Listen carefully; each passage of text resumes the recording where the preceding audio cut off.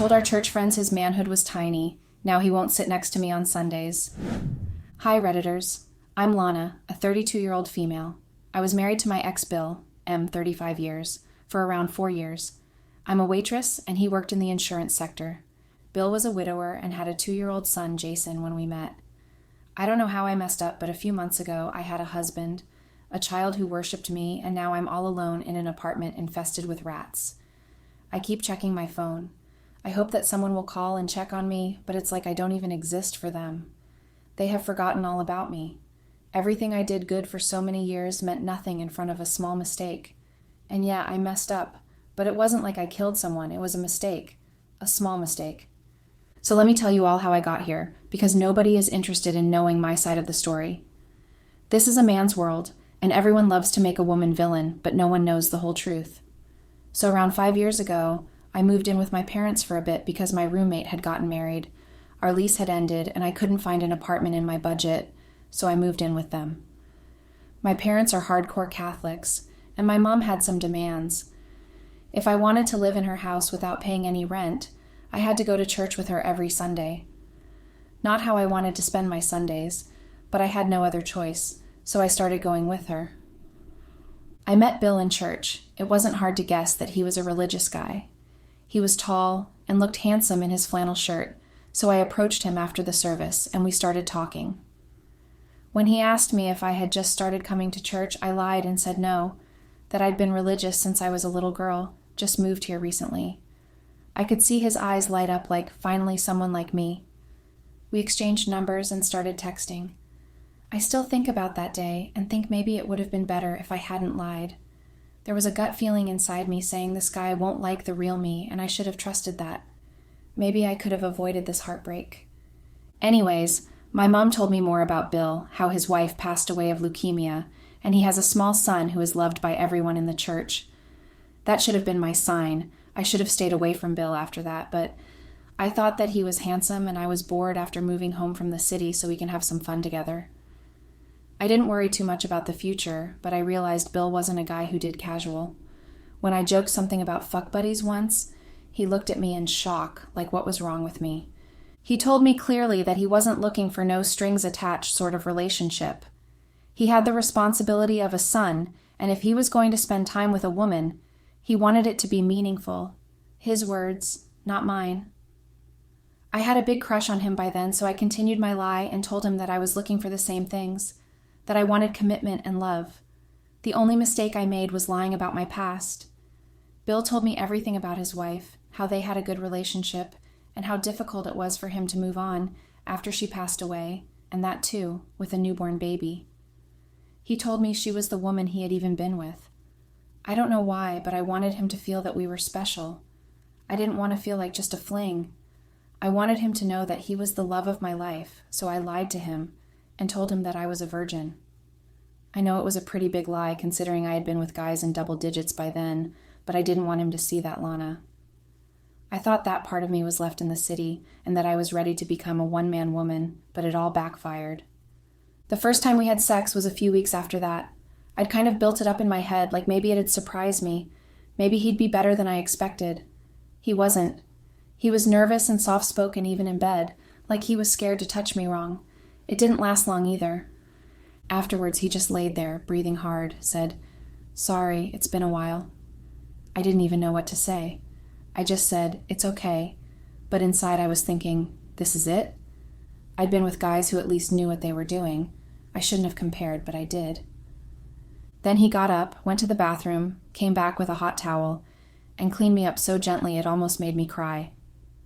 He thought it was my first time, and he wanted to make sure I was okay. We even talked a little about how there wasn't any blood, and I said something stupid like, yeah, I was really into sports in high school. Maybe that's why. He just smiled and kissed my forehead like I was something precious. And that's the thing. Even though I was disappointed, I couldn't be mad. He was so kind about it. I just kissed him and went to sleep, telling myself love matters more than all that other stuff. Honestly, I think I wanted a clean start more than I wanted him. Like I wanted to wipe out everything that happened before. I wanted to be that good church woman that people smile at and say stuff like, "She's such a blessing." And for a while, I actually pulled it off. Everyone there loved us. They'd always say how Bill finally got his happy ending, how God sent me to heal his heart. I'd just nod and smile like some perfect woman, while inside I kept thinking, if they knew half the things I've done, they'd throw holy water at me. Bill used to text me Bible quotes every morning, asking if I'd prayed. At first, I'd copy something from Google just so I could reply. Later, it became a habit thanks to AI. I was able to reply to him within seconds. I started faking so many small things I lost track of what was real. We got married after a year. Everyone at church thought it was beautiful. A widow finding love again, me stepping in like some fairy tale second wife. Jason was 3 then. He started calling me Mama Lana pretty quick. Everyone said it was a sign we were meant to be a family. And yeah, I said I loved that kid. I think I did it in my own way. But I was 27, and suddenly I had this toddler running around calling me Mom, and I didn't know what the hell I was doing. Diapers, tantrums, bedtime routines. None of that came naturally to me. I'd gag changing his diaper and end up calling Bill to do it. I used to tell myself it's fine. He's the dad. He's better at it. But deep down, I just didn't have it in me.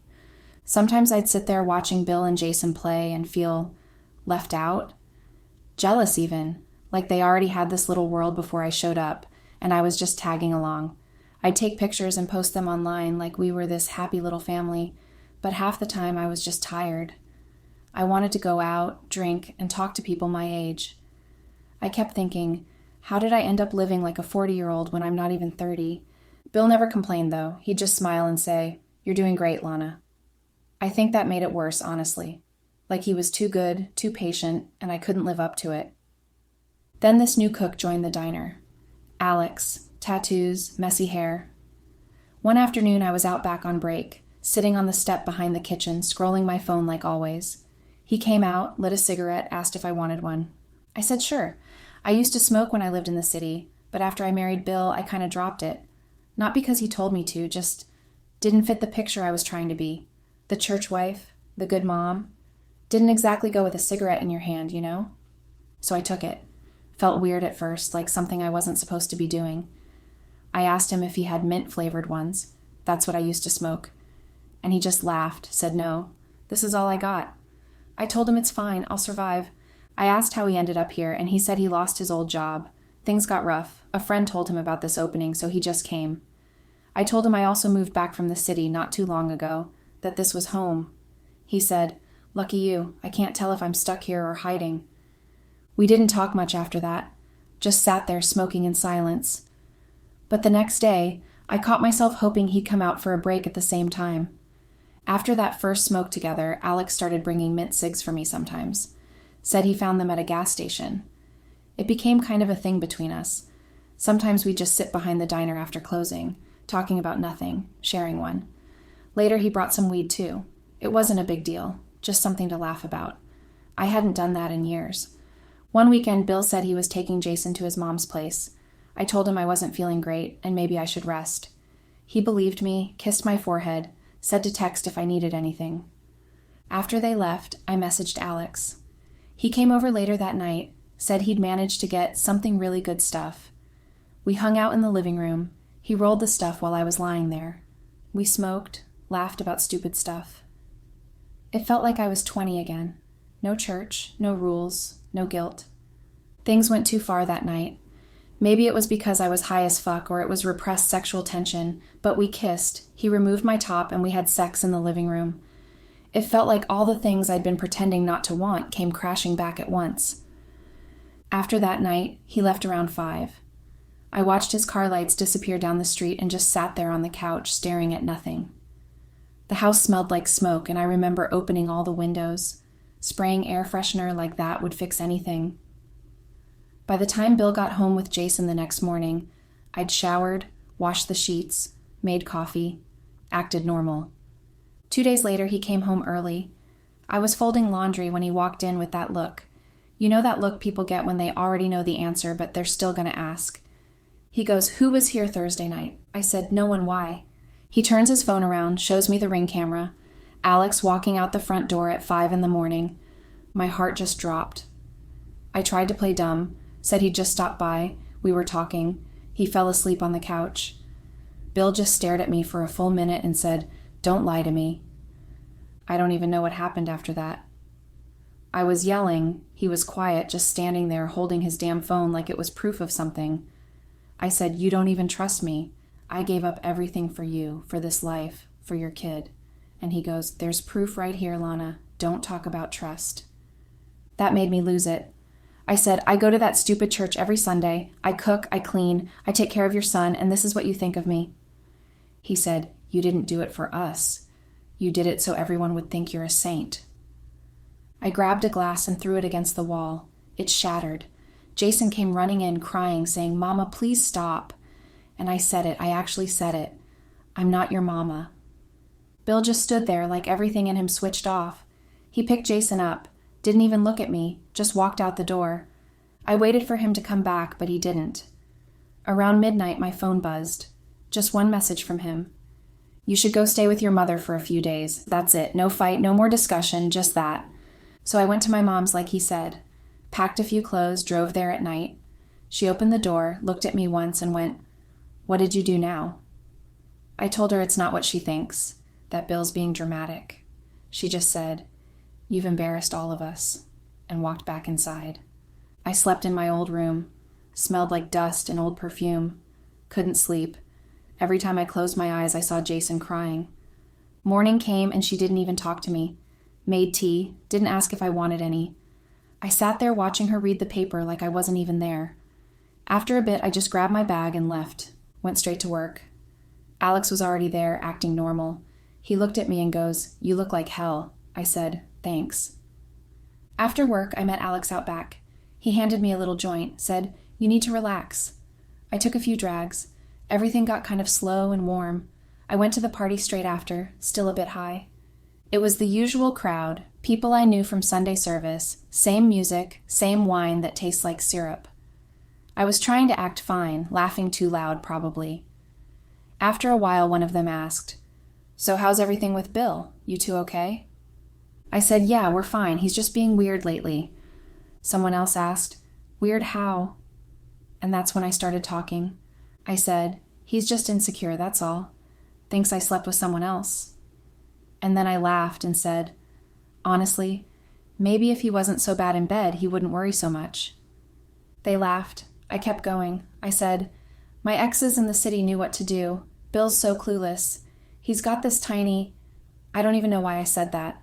I remember giggling, saying, "Alex, though, he actually knows how to make me feel good."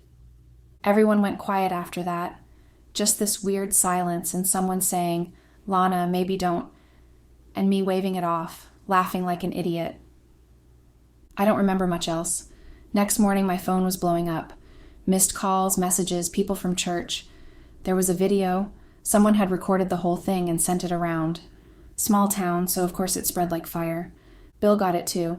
He didn't call, didn't text. I just saw that he'd read my last message and nothing after that. I tried calling him a few times, left voicemails, even went by the house once, but he didn't open the door. After a week of silence, I thought, fine. Maybe if he sees me at church, we can talk. So Sunday morning I got dressed, put on one of those floral dresses he used to like, and went early. I sat at our usual spot, third row from the front, waiting for him and Jason. They came in right before the service started, Jason holding his little Bible, looking so much older all of a sudden. When Bill saw me sitting there, he froze for a second, then turned and walked to the other side. Didn't even look at me. I whispered Jason's name when they passed. He looked right at me for half a second, then turned his face into Bill's shoulder. That hurt more than anything. I just sat there the whole time, pretending to pray, staring at the floor while people around me whispered. When the service ended, I tried going up to Bill outside. He stopped walking but didn't face me. I said, "Please, can we talk? I'm sorry. I wasn't thinking. I was high. I didn't mean any of it." He said, "Stop, Lana. Everything about us was a lie. I don't even want to look at you." I kept begging. Said I'd do anything. That I'd never see Alex again. That I just wanted my family back.